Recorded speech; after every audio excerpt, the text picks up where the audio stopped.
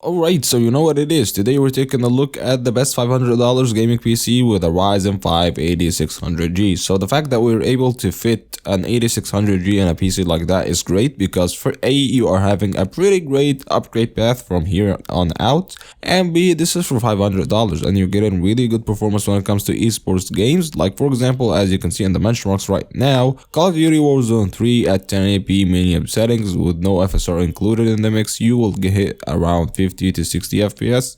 Cyberpunk 2077 at 1080p low settings, you will hit around 40 frames per second. Keep in mind this is without anything introduced like DLSS, no FSR, no things of that sort. Hogwarts Legacy at 1080p low settings, you will hit around 40 frames per second. And of course the game that everybody loves, which is Valorant at 1080p medium settings, you will hit around 250 FPS. So this is more of like an esports gaming PC, an entry-level gaming PC that will really reward you more in the future once you decided to upgrade the GPU, for example. And the 8600G, the CPU in this APU is surprisingly good, so you will have really good performance in the future, and for now it will be a really good PC as a placeholder. So without wasting any more time, let's get to the parts, and you pretty much know what's going on here. The APU, we're looking at the Ryzen 5 8600G. Now this one goes for $250. I'm sorry, I don't know why I mixed that up. Now the reason why I really like this APU, because it's got really good performance at the CPU side, and it's got really good performance, or like an okay performance when it comes to the GPU side of the spectrum. I wish I could see it better, but you are looking at performance really close to something like a GTX 1650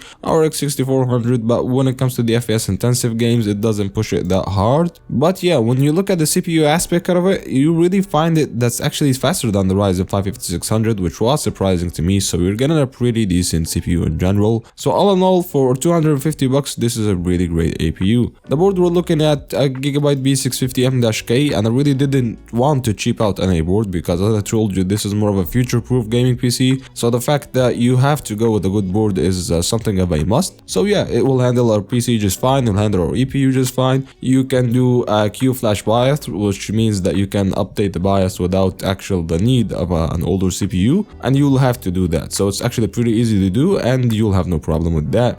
The RAM, we're looking at 8 gigs of sticks, DDR5, I believe 4800 megahertz RAM, but with, I believe, XMP profile, you can easily flash that to like 5200 or 5600 even, so you're not missing out on anything. And we have to cheap out on the RAM and the SSD in order to get this PC within the budget. SSD, we're looking at a 512 gigabyte M.2 SSD for around 30 to 35 bucks. As I told you, this is a $500 PC. You cannot build easily a brand new PC with 500 bucks, so yeah, I guess it will get the job done for the esports games that you're using. The case, we're looking at the Cooler Master Q300L, so yeah, decent ventilation and okay case to hold your PC parts just fine, no problem with that. And the power supply, we're looking at the PVS 600 watt 80 plus gold rated power supply. So yeah, that's been it. If you like the video, press that like button. If you want to see more videos of that kind, subscribe, and I will see you in the next time. Peace.